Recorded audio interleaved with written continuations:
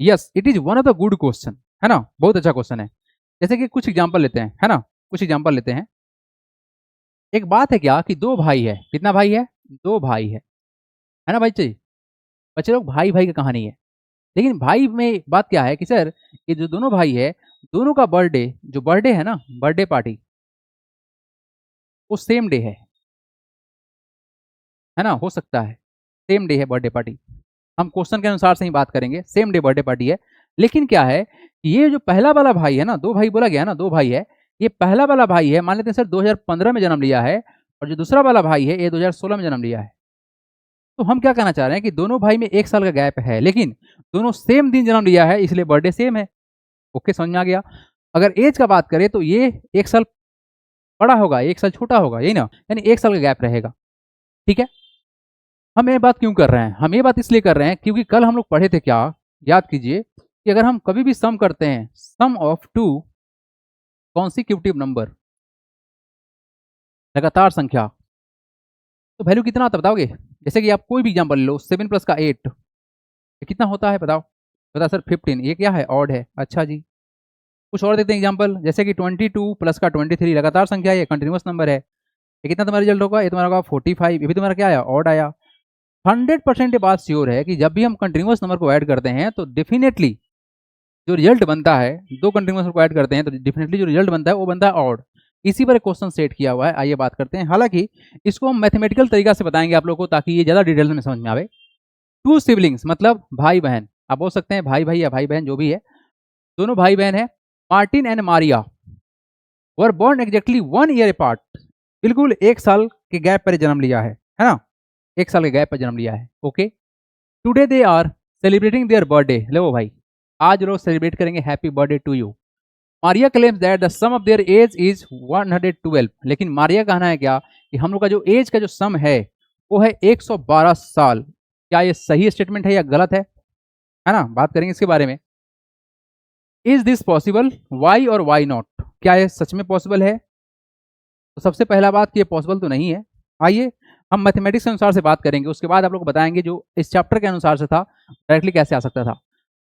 यहाँ जो given information है वो क्या है, दिया गया है सर कि two sibling to sibling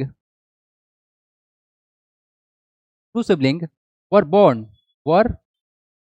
born exactly, अरे born है भाई, born exactly exactly 1 year 1 year apart.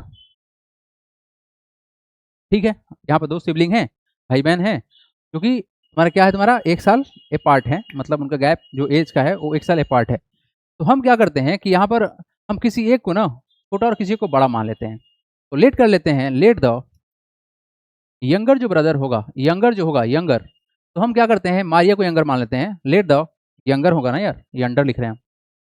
YUNGER younger, younger को कर देते हैं कि इसका, इसको पहले लिखा गया इसको बाद में लिखा गया, तो मारिया को छोटा कर देते हैं,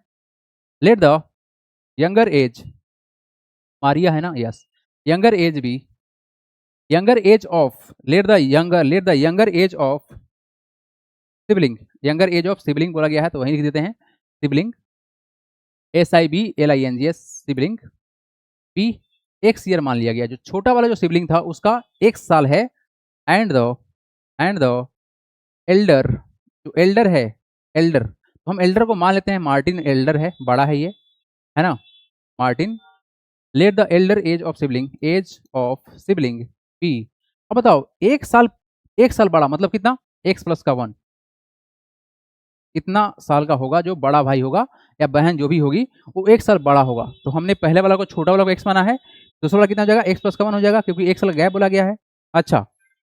इसका एज का सम कितना दिया हुआ है, ये दिया हुआ है 112, और लगाते हैं direct according to question. Now according to question देखना बच्चे ध्यान से, क्या बोला गया है कि दिन इनका एज का सम कितना है, 112 है। तो अकॉर्डिंग टू क्वेश्चन में क्या हो जाएगा बताओगे, x प्लस ये छोटा वाला भाई, ये बड़ा वाला बहन या भाई जो भी है, इस दोनों का एज मिला कितना हो जाएगा 112। ठीक है, तो यहाँ से कितना हो जाएगा, तो सिंप्लीफाई करो तो x प्लस का ये कितना हो जाएगा, x + का 1 इक्वल टू 112, x + x कितना हो जाएगा बच्चे 2x हो जाएगा, प्लस का 1 इक्वल टू कितना हो गया 112, यहाँ से 2x का वैल्यू कितना हो जाएगा, ये हो जाएगा सर 112 माइनस का ये प्लस इधर जाकर क्या हो जाएगा माइनस माइनस 1 जाएगा तुम्हारा 2x इक्वल टू कितना हो जाएगा 111। तो यहाँ से अगर हम x का वैल्यू निकालते हैं तो कितना हो जाएगा x बराबर हो जाएगा 111 बटा में 2 काटेंगे तो रिजल्ट कितना हो जाएगा ये हो जाएगा सर 5 टू 10 तुम्हारा रिजल्ट है 55.5 होगा ये ना होगा 55.5 यस 110 पॉइंट का 5 ठीक है। तो यहाँ से x का वैल्यू कितना आ गया आया 15.5 ईयर। अब सोच के देखो अगर एक का उम्र 55.5 साल का है मतलब कौन है ये अगर ये मारिया का एज 55.5 साल का है तो इसका जो बड़ा भाई है वो कौन है नाम क्या था उसका मार्टिन। मार्टिन का जो एज होगा वो कितना होगा इसमें 1 साल बढ़ाना पड़ेगा। यानी कि भाई साहब अगर मान लेते हैं कि ये तुम्हारा एज किसका माने थे हम मान लेते किसका हम माने थे मारिया का मारिया मारिया सीनारोटा मारिया। अगला जो तुम्हारा एज होगा किसका मार्टिन का तो मार्टिन का एज कितना होगा बताओगे मार्टिन का हो जाएगा इससे 1 साल ज़्यादा क्योंकि वो x+1 था वैल्यू कितना होगा ये होगा सर 55.5 प्लस का 1 अर्थात ये होगा तुम जोड़ेंगे तो कितना होगा 56.5 ईयर। अगर दोनों को जोड़ेंगे तो कहानी तुम्हारा क्या 112 बनेगा। हाँ जी डू यू थिंक ये कहानी 112 बनेगा डू यू थिंक ये कहानी 112 बन जाएगा जोड़ तो इसको 55.5 तो जोड़ेंगे कितना 56.5 कितना हो जाएगा 5 में 10 हाथ लगा 1 5 6 5 11 12 हाथ लगा 1 5 में 6 5 में 10 11 हो जाएगा तुम्हारा 112। तो ये तुम्हारा होगा मैथमेटिकल अप्रोच के अनुसार से जो इनका एज निकलेगा है ना इनका एज निकलेगा। अब यहाँ क्या पूछा गया है अब ये सवाल तुम्हारा अगर मैथ में इसके अनुसार से बनाया जाए किसके अनुसार से बनाया जाए अगर तुम्हारा ये नंबर प्ले के अनुसार से बनाया जाए तो क्या कहानी खुलेगा अब उस बात कर लेते हैं। तो यहाँ पर हमारा एज जो आया है वो मारिया का एज आ गया 55.5 साल और मार्टिन का एज आएगा 56.5 साल। लेकिन लेकिन लेकिन अब इसमें बात जो है तुम्हारा वो मेन मुद्दा क्या है वो मेन मुद्दा क्या है मेन मुद्दा बस इतना ही है बच्चे कि हम किसी भी कंटिन्यूअस नंबर को जब ऐड करते हैं क्या करते हैं जब किसी भी कंटिन्यूअस नंबर को हम ऐड करते हैं तो रिजल्ट क्या होता है रिजल्ट क्या होता है बताओ रिजल्ट क्या होता है। सबसे पहला बात कि इस क्वेश्चन के अनुसार से अगर हम सोचेंगे तो यहां देखिएगा क्या लिखेंगे लिखेंगे क्या the age of siblings the age of siblings are consecutive year the age of years so the sum of two consecutive number cannot be क्या इवन नंबर दैट इज क्या लिखिएगा इसके बाद स्टेप लगा दीजिएगा इसके बाद एवरीबॉडी दैट इज 112 इज क्या है हमारा is even number which is not possible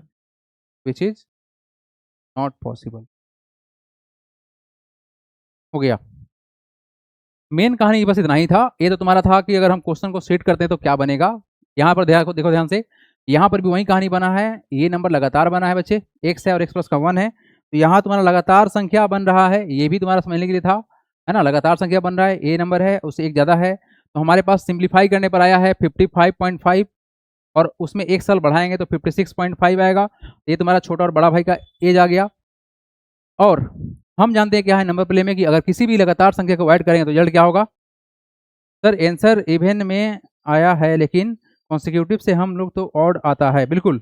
ये बात वहीं बता रहे हैं हम है ना वहीं बात बताए हैं आप लोग को लास्ट में ये तो एक लाइन में काम खत्म था एक लाइन में क्वेश्चन ही खत्म हो जाता बट